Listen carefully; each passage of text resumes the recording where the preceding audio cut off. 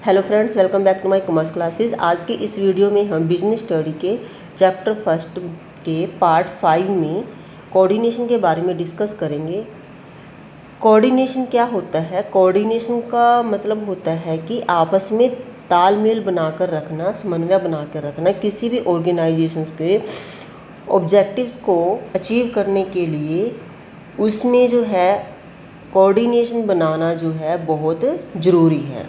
Coordination is an ordinary arrangement of group efforts to maintain harmony among individual efforts towards the accomplishment of common goals of an organisation. ये जो है एक orderly arrangement है, एक series wise arrangement है group of efforts का। जैसे कि हमें पता है स्टूडेंट्स की किसी भी ऑर्गेनाइजेशन में एक अकेला व्यक्ति जो है ऑर्गेनाइजेशंस के गोल्स को अचीव नहीं कर पाता, इसलिए यह ज़रूरी है कि वहाँ पर ग्रुप ऑफ वर्कर्स काम करते हैं, उन सभी में जो है कोऑर्डिनेशन जो है एस्टेब्लिश करना बहुत ज़रूरी है, ताकि हम जो है ऑर्गेनाइजेशनल को कॉमन गोल को अचीव कर सके। अब definition, according to Henri Fayol's, coordination harmonizes synchronize and unify individual efforts for better actions and for the achievement of the business objective। Henry Fayol के अकॉर्डिंग जो है, जो डेफिनेशन है वो है कि कोऑर्डिनेशंस हार्मोनिज सिंक्रोनाइज होता है कि जैसे कि हमें जो है एक साथ लेके आना, integrated the workers and unify individual efforts, और इंडिविजुअल एफर्ट्स को जो है बेटर एक्शन की तरफ लेके जाना, ताकि वो जो है बिजनेस के ऑब्जेक्टिव्स को इजीली अचीव कर सकें। नेक्स्ट जो टॉपिक है एलिमेंट्स ऑफ द कोऑर्डिनेशंस की, कोऑर्डिनेशंस के तत्व कौन कौन से होते हैं जो इसके अंदर जो है बहुत ज़रूरी हैं। First of all synchronizations integrations means all the diverse and unrelated interest of various groups should be integrated together. यहाँ पे इसका मतलब है कि जो व्यक्ति जो है जिनका जो है काम करने में इंटरेस्ट नहीं है या फिर जो काम नहीं करना चाहते, जो अपोजिट जा रहे, उन सभी में जो है तालमेल बनाकर रखना, उनको इकट्ठा लाकर रखना है। So as to complete the work efficiency and effectively, ताकि वो जो है अपना काम जो है एफिशिएंटली मतलब निपुणता से, कुशलता से और इफेक्टिवली कर सके। It brings unity of actions and direction. जो आपका सिंक्रोनाइजेशन एंड इंटीग्रेशन है, ये क्या लेकर आता है? एक्शन और डायरेक्शन। पहले वर्कर्स काम करेंगे, फिर उसके बाद जो है उनको जो है अगर गलती होती है तो डायरेक्ट करेंगे। सेकंड जो है बैलेंसिंग है। बैलेंसिंग में to integrate the activities and efforts of different departments.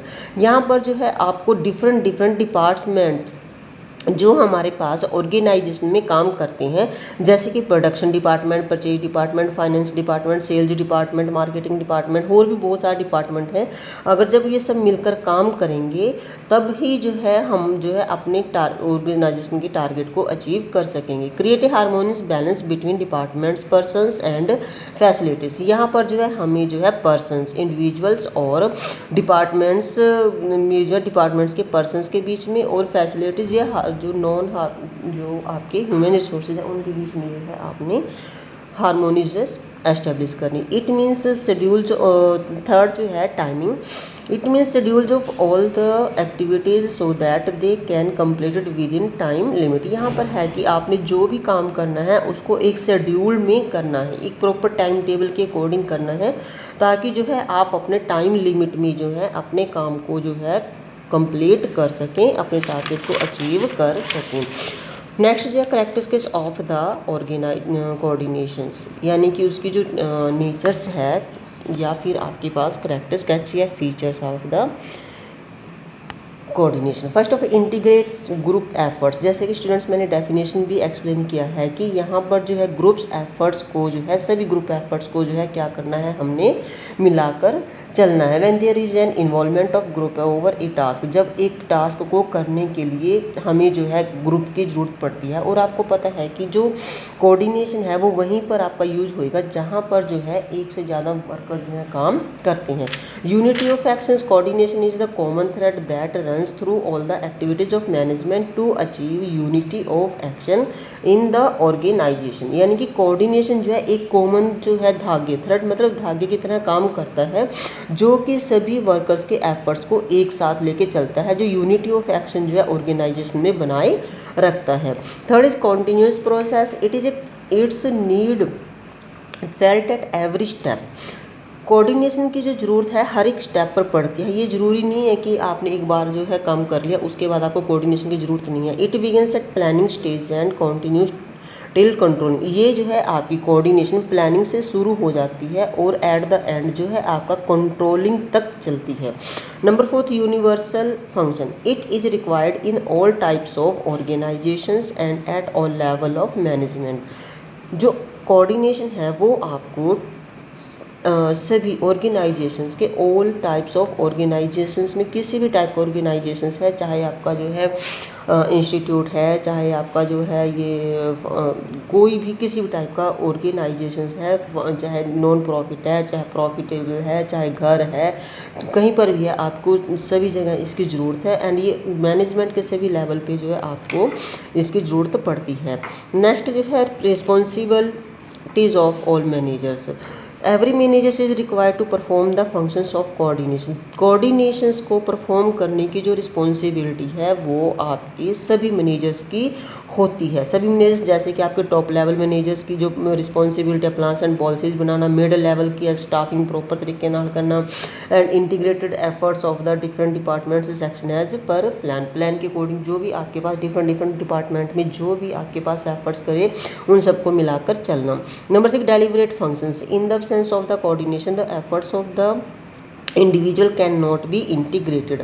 आपको पता है कि जैसे कि जहाँ पर एक इंडिविजुअल वर्क करता है वहाँ पर जो है कोऑर्डिनेशन की इतनी ज़रूरत नहीं पड़ती क्योंकि सारा काम उसने खुद करना है। तो अगर आपके पास कोऑर्डिनेशंस की अब्सेंस में जो है आपका कोई भी ऑर्गेनाइजेशन जो है सक्सेसफुल नहीं हो सकता है।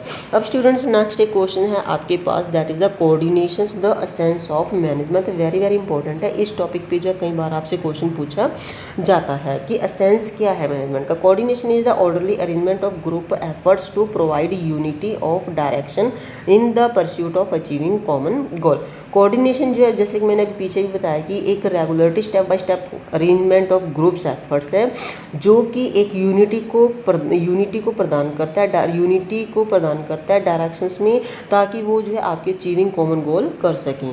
फर्स्ट ऑफ ऑल जो एसेंस है आपके पास, coordination is required at the all level of management. इसको मैंने बार बार एक्सप्लेन करने की ज़रूरत नहीं क्योंकि मैंने अभी भी एक्सप्लेन किया कि टॉप लेवल मैनेजमेंट पे भी इसकी ज़रूरत है, मिडिल लेवल मैनेजमेंट पे भी, लोअर लेवल मैनेजमेंट पे भी। Top level management unify the efforts of all the individual in one common direction. एक ही डायरेक्शन में जो है सभी के एफर्ट्स को आपके लेके जाना है, इंटीग्रेशन ऑफ द ऑर्गेनाइजेशन, ताकि जो है और ऑर्गेनाइजेशन के टारगेट को अचीव कर सकें। मिडिल लेवल मैनेजमेंट पे जो है maintain a balance between various activity of different department departments में जो है आपने एक बैलेंस को मेंटेन करना है। जैसे कि टॉप लेवल मैनेजमेंट और लोअर लेवल मैनेजमेंट के बीच में भी एक ये लिंक का काम करता है। Lower level management integrate the efforts of worker towards achievement of organisational goals.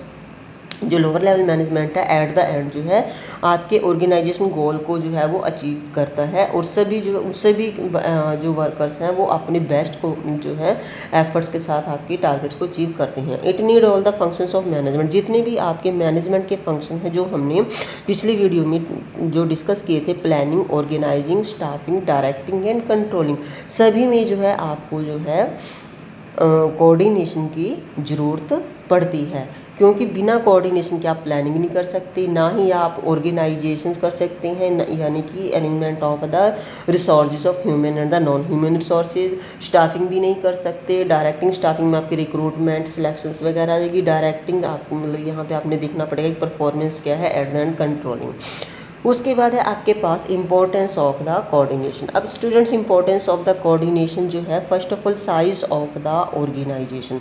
Size of the organisation means जितना आपका बड़ा साइज होगा उतनी ही ज़्यादा आपको कोऑर्डिनेशन की ज़रूरत पड़ेगी। कोऑर्डिनेशन की ज़रूरत पड़ेगी मतलब because in organisation number of workers persons working, क्योंकि एक ऑर्गेनाइजेशन में साइज़ के अकॉर्डिंग आपके पास नंबर ऑफ वर्कर्स भी बहुत ज़्यादा होंगे, नंबर ऑफ पर्सनस भी ज़्यादा होंगे, आपका जो प्रोडक्शन करने का जो क्राइटेरिया है वो भी बहुत ज़्यादा होगा और आप जो है आपकी यूनिटी जो क्वांटिटी ज़्यादा होगी, आपको क्वालिटी भी अच्छी चाहिए। तो इसलिए जो है साइज़ के अकॉर्डिंग जो है जैसे अगर आपका जितना ज़्यादा कोऑर्डिनेशन होगा उतनी ही ज़्यादा आपका ऑर्गेनाइजेशन जब बढ़ता जाएगा, ताकि आप जो है अच्छे से अच्छे अपने जो है अचीवमेंट कर सकें और आपका जो बिजनेस है ग्रोथ कर सके। Second, functional differentiations, all activities are divided into several department. जैसे कि आपको पता है कि आप जो है कोऑर्डिनेशन तभी कर सकते हैं जब आप सभी एक्टिविटीज़ को है अलग अलग सेपरेट डिपार्टमेंट्स में जो डिवाइड करते हैं, उनमें जो सभी में कोऑर्डिनेशन बना के रखना पड़ता है।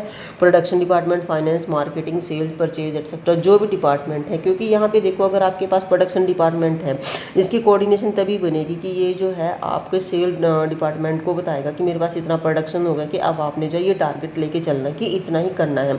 अब सेल डिपार्टमेंट जो मार्केटिंग डिपार्टमेंट को बताएगा कि फिर उन्होंने मार्केटिंग उसी वे से करना है। इस प्रकार जो आपस में कोऑर्डिनेशन करना बहुत ज़रूरी है। Number 3, facilitates specialisation. स्पेशलाइजेशन में division and sub divisions of work into specialised functions. यहाँ पे हमने जो है divisions and sub divisions of work, देखो जी जहाँ पर भी आपके पास कोऑर्डिनेशंस है वहाँ पर division of work and divisions जो है आपको जो है पर्सन्स के इंडिविजुअल्स की कैपेबिलिटी एबिलिटी के अकॉर्डिंग ही उसको जो है वर्क की डिवीजन करनी है ताकि वो एफिशिएंटली और इफेक्टिवली अपने काम को कर सके। Number 4, minimise conflicts. देखो जहाँ पर कोऑर्डिनेशन आपकी बेस्ट होएगी वहाँ पर आपके जो है झगड़े जो है बहुत कम होंगे। वहाँ पे जो है ऑर्गेनाइजेशन के टॉप लेवल मैनेजमेंट और lower level management, mid level management में जो है एक कोऑर्डिनेशन बना रहेगा। वो अपनी प्रॉब्लम्स एक दूसरे को शेयर करते रहेंगे और जो है वो टॉप लेवल मैनेजमेंट उसको सॉल्व करता जाएगा। कोऑर्डिनेशन के कारण जो है उनके आपस के झगड़े कम होंगे। अगर झगड़े कम रहेंगे मैनेजर्स एंड वर्कर्स के तो उसमें जो है वो वर्कर्स एफिशिएंटली काम करेंगे और जो है अगर बिजनेस को आपको प्रॉफिट ज़्यादा से ज़्यादा होएगा। Number 5, avoid clash of interest. तो इंडिविजुअल जो है joins and organisations to fulfil their personal goal. Students जैसे कि आपको पता ही है कोई भी वर्कर कोई भी व्यक्ति जो है एक बिजनेस को ज्वाइन क्यों करता है, क्योंकि वो जो है अपनी कुछ पर्सनल जो है वांट्स को फुलफिल करना चाहता है, अपनी जो है कुछ टारगेट्स को पूरा इंडिविजुअल टारगेट्स को पूरा करना चाहता है। उसके इंडिविजुअल टारगेट्स क्या होंगे, इन उसकी फुलफिल जो क्या होंगी, उसकी वांट्स क्या होंगी कि उसको अच्छी सैलरी मिले, उसको प्रमोशन मिले, उसको जो है उसकी जो वर्किंग कंडीशन का ध्यान रखा जाए ताकि वो जो है अच्छे से काम कर पाए। तो वो जो है अगर एक टॉप लेवल मैनेजमेंट जो है अपने वर्कर्स की वांट्स को इंडिविजुअली जो है वांट्स को जो है पूरा करता रहे, टाइम टू टाइम उनकी जो रिक्वायरमेंट को देखता रहे, उनको ज़्यादा प्रॉफिट उन पे बोनस वगैरह देता रहे, तो जो है आपका ऑर्गेनाइजेशन जो है सक्सेसफुल हो पाएगा। स्टूडेंट्स इस प्रकार जो है मैंने इस वीडियो के थ्रू आपको coordination meaning, essence of the coordination and nature and importance के बारे में समझाया है। मुझे उम्मीद है कि आपको इस समझ में आ गया होगा। तो और अगर आपको नोट्स की ज़रूरत है तो प्लीज़ कमेंट सेक्शन में आप ज़रूर बताएं और ताकि जो है दूसरे बच्चे भी इसका पूरा फ़ायदा उठा सकें। So please like, share and subscribe this video. Thank you.